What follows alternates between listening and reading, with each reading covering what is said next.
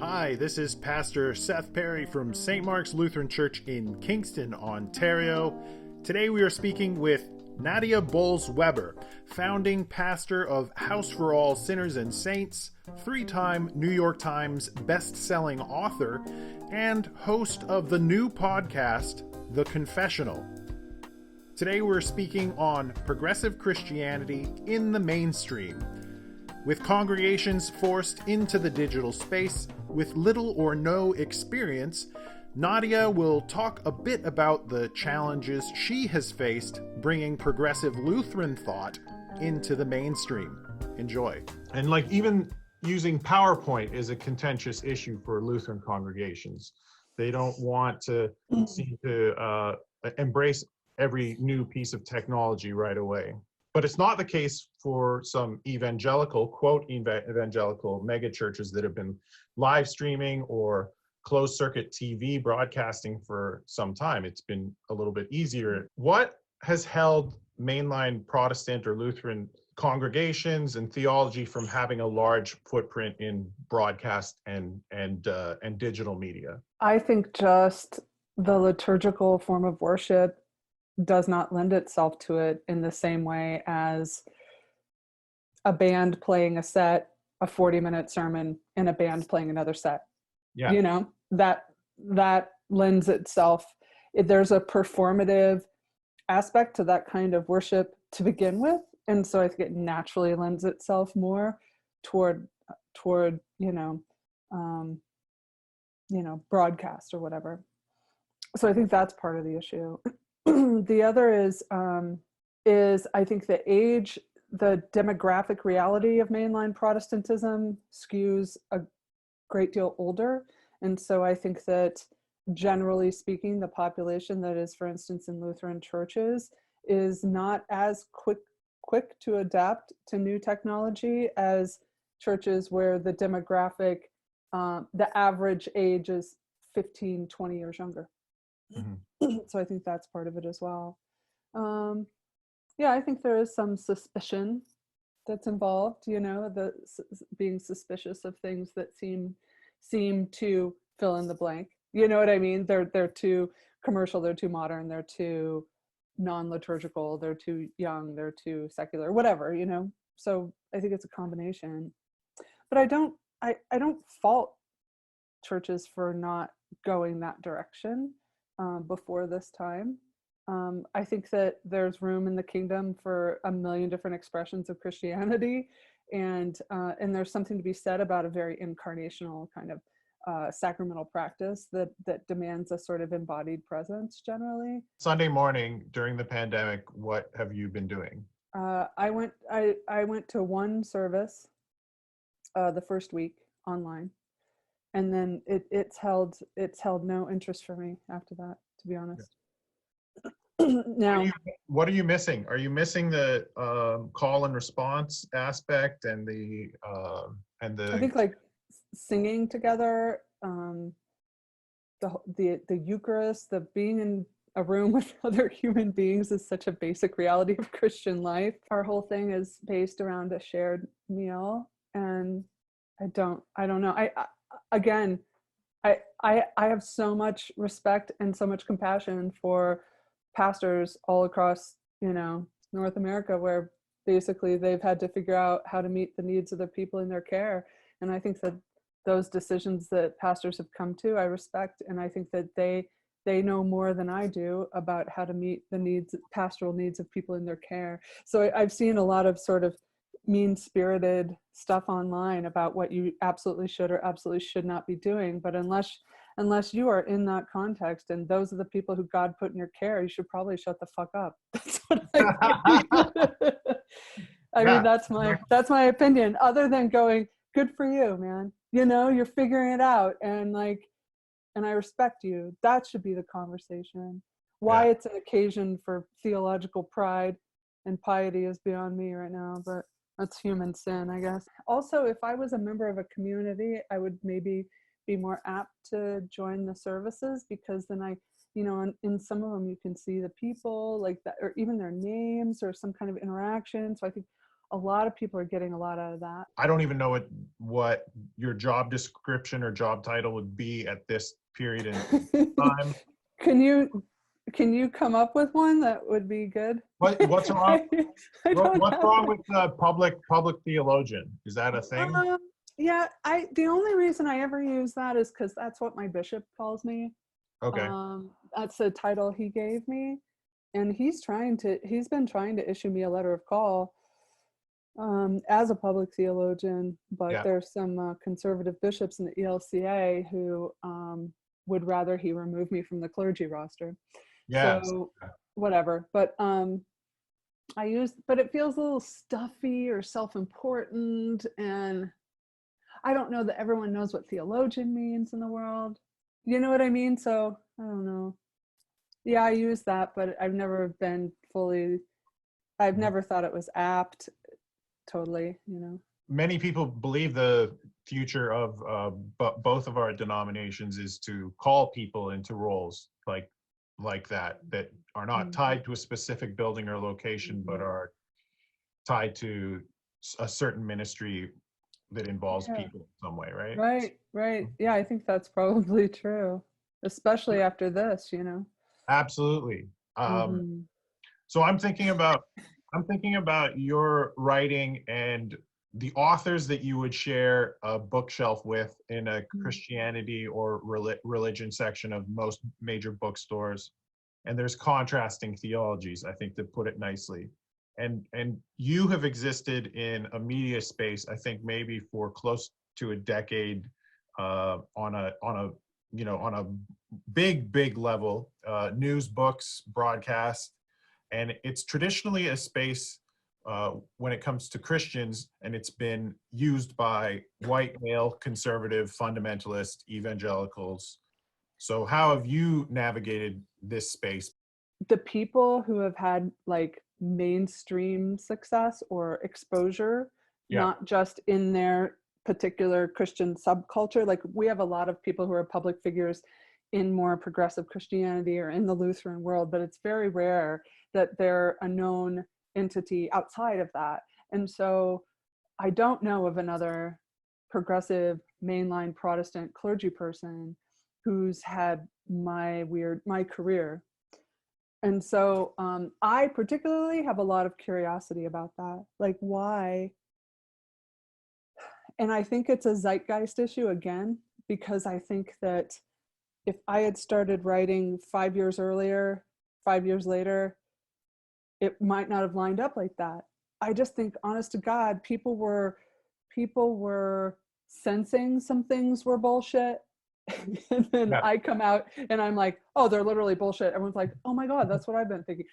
I mean, I'm of two minds. One is like, I have realized that I can't dwell too much on what people are saying about me, or else it's kind of crippling. Yeah.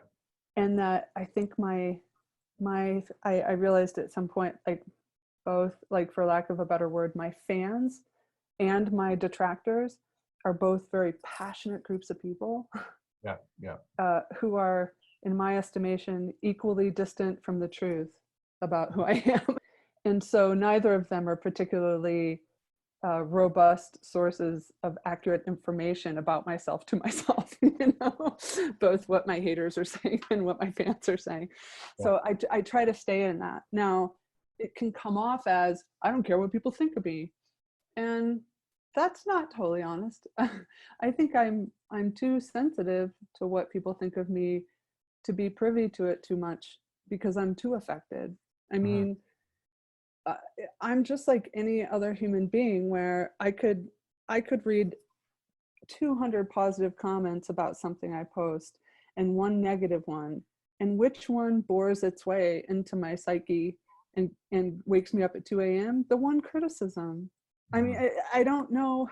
I don't know how to be mature enough for that to literally not be the case. And so the best thing I can do is to have as much discipline as I can to not make myself privy to it. I think that's important that you mentioned that, because I think before the pandemic, we had pastors that would have criticism from their their congregants. They would be able Yeah. to get direct feedback, maybe face to face.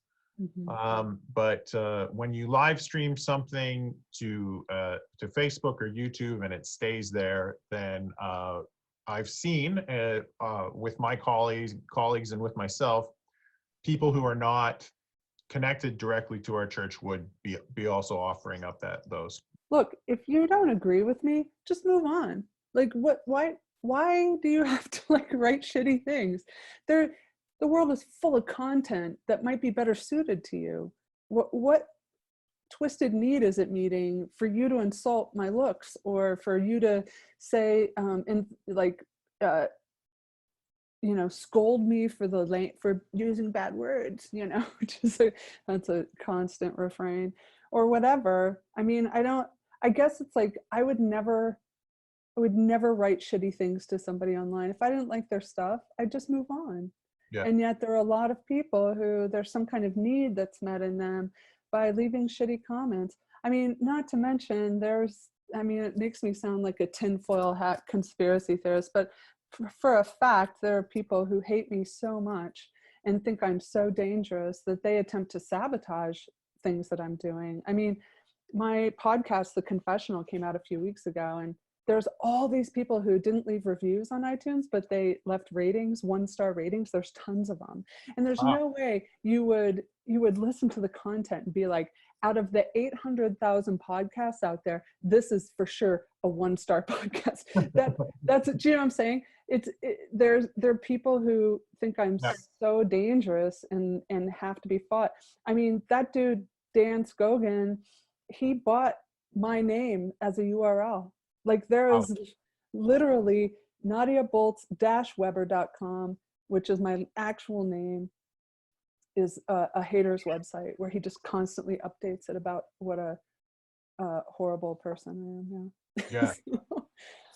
I mean, I still talk to my colleague Reagan. He's the Episcopal priest who's in charge of the church I founded, and we talk once a week or so. We really love each other, and he's an extraordinary leader. I mean, I could not have poured a decade of my life into creating a church from scratch and leave it in the hands of anybody I didn't trust 100%, like 100% I trust him.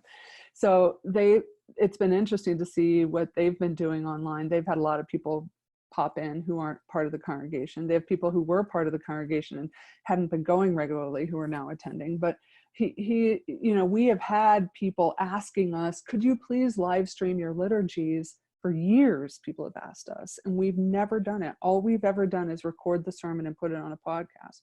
And part of it is that there's so many marginalized people in the community that level of exposure doesn't feel safe necessarily. Yeah.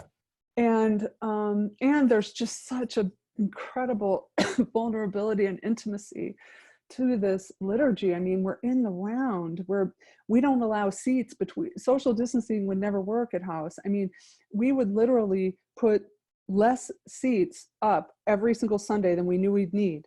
Wait till those were filled and then put more rows of chairs out.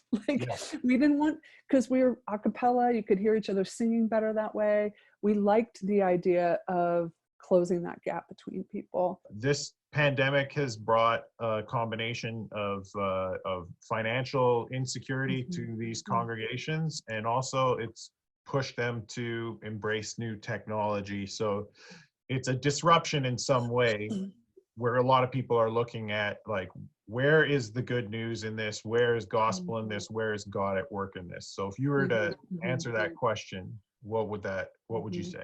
I guess I'm reminded of that text where the disciples are looking at the temple and they go, hey, Jesus, man, these stones, look how big they are. They're magnificent. This place is incredible. And he's like, yeah, that shit's all going to be gone pretty soon. Do you know what I mean? He was like such a bummer. Remember, he was just like, oh yeah, there won't be one of those left. Well, I mean, there are a few of those left in the Western Wall, but he wasn't saying, hey, there's something wrong with the temple. He hung out there all the time. He was saying the temple standing is not the sign that God is still faithful. That's what he was saying. And I think what are our temples that we feel like have the stones that have to still stand in order for us to believe God's still faithful? You know, is it my able-bodiedness? Like, if that's taken away, if that crumbles, then will I then be angry at God and why aren't you faithful? Is it the church I grew up in still being around? Is it, you know, what are those things? And you know, I did a lot of traveling and speaking 2017, that 500-year anniversary. One of the things that I said was that a couple of years before that, I was in Cappadocia in Turkey. You know, that's where the desert fathers and mothers hung out, you know, St. Gregory, St. Macrina, Basil, all those guys. And Cappadocia in Turkey is just like all of these, it's all made of like volcanic rock, you know, and there are these cliffs everywhere. And if you hike up, there are these huge caves. And, you know, Turkey hasn't been Christian for what, 800 years or something, right? But Sarah, my friend Sarah Miles and I were hiking, and we'd look, and we'd go into these caves, and they're caves that used to be churches. And there's like, you look up and there's just gorgeous Byzantine iconography all over the ceilings, and in a land that hasn't been, quote, Christian for 800 years. Wow. And I thought, I wonder if the last generation of Christians looked around and we're like, you know what, young people aren't coming to the cave churches anymore. Like, maybe we should get a young priest to attract the young families back to the cave churches. And I wonder if they had all this anxiety about how the church was dying, you know, because surely there were signs everywhere. I mean, that their, you know, their membership reports, their budgets, all of that was screwed when things shifted in their society. And yet, if the church had died, like if Christianity was truly doomed back then, you know, what was it, you know, 800 years ago, there wouldn't be these two middle-aged white ladies from America in these cave churches the week after Easter singing Christos Aneste, you know. Wow. I mean, the church is fine. I have zero anxiety about the church dying, because the gospel has captured people for a couple thousand years. It's gotten hold of people, and it hasn't let go. And so, you know, maybe it was a faithful expression of Christianity for us to own so much property and leverage power in society, and have colleges and camps and conferences and all of these things, and budgets and committees, membership, all that. You know, perhaps that was a faithful expression of Christianity. I think like budgets and membership and power and all that, and property, kind of feel like they're signs of a kingdom, but I'm not totally convinced that those are the signs of the kingdom. And I think, you know, we have to look at, did we buy into a value system as Christians that we didn't really have any, we shouldn't have, or something, you know? And are those the big stones of the temple that now we think in order for God to be faithful, these things have to remain? Because the thing I know for certain is that, and the reason I have no anxiety about like the church dying, is that no matter what happens, if all that shit's taken away, the gospel will still remain. And I think that it will still capture people. And I think people will continue to gather in the name of the triune God with their friends, maybe in tiny little groups, and to tell the story about the night Jesus was betrayed by his faltering friends. And they'll hold up bread and wine, and they'll give it to each other and say, it's for forgiveness, and it's for you, and it's the body and blood of Christ. And they'll pray the Lord's Prayer. I mean, they'll do the same thing Christians have done since the first generation of Christians. And so I'm unworried. That's not going to go away. You know, that might even thrive now. I don't know. I think there's a lot that we're grieving right now, and that we're afraid that you know, causes anxiety. And I think that's legit, you know, understandably so, you know. Also, like, clergy have very expensive graduate level educations that and then enter into a field that doesn't pay very well at all for a graduate level of education, and you're saddled with some very significant student loan debt, at least here in the States, and like you kind of need to pay your family's health insurance too, you know. So I think, you know, there's some legit concerns. Now, having said what I said about the, you know, stripping it down to just people being in each other's homes and sharing Eucharist, I don't want people to hear me wrong, that like, I think graduate theological education is really important. So Yeah. like, even though I'm like, well, maybe our seminaries won't, you know, I have these sort of snotty opinions or whatever, that's not unimportant, because I think that having that level of education, also having ecclesial oversight, it keeps us it keeps the church from being a cult of personality. Yeah, I think if we were a church that really existed on that level, I wouldn't be a pastor if we were just relying on big personalities to be the pastor, you know, or if these people hadn't really gone through a long discernment process and vetting through this seminary process. Right. There certainly is a difference. And myself, before I was a pastor, that's what I sought as a, you know, in a congregation. You know, I sought a congregation that was led by someone who had been through that. I didn't know how much until I started looking into it. But yeah, I think that is important, especially now. I mean, I did have that interview with Krista Tippett 7 or 8 years ago, and it was in front of an audience, and the guy asked me the question, well, like, you do your own thing and you're independent and you're, you know, maybe have an issue with authority and all that stuff. And I'm like, yeah, okay, fair enough. And he's like, but you're in a system under authority, right? You have a bishop? And I go, oh yeah. And he goes, tell us how you've navigated that, you know? And I'm like, are you kidding? I'm why we have bishops. Like, someone like me should probably have a bishop, you know? Like, I mean, who else is going to make sure I'm still on the yellow brick road? I haven't taken these people into a field of poppies just because I have a charismatic personality, you know? Right. It's fucking Right. dangerous. Bonhoeffer told us it was dangerous. He wrote about that. Yeah. You know?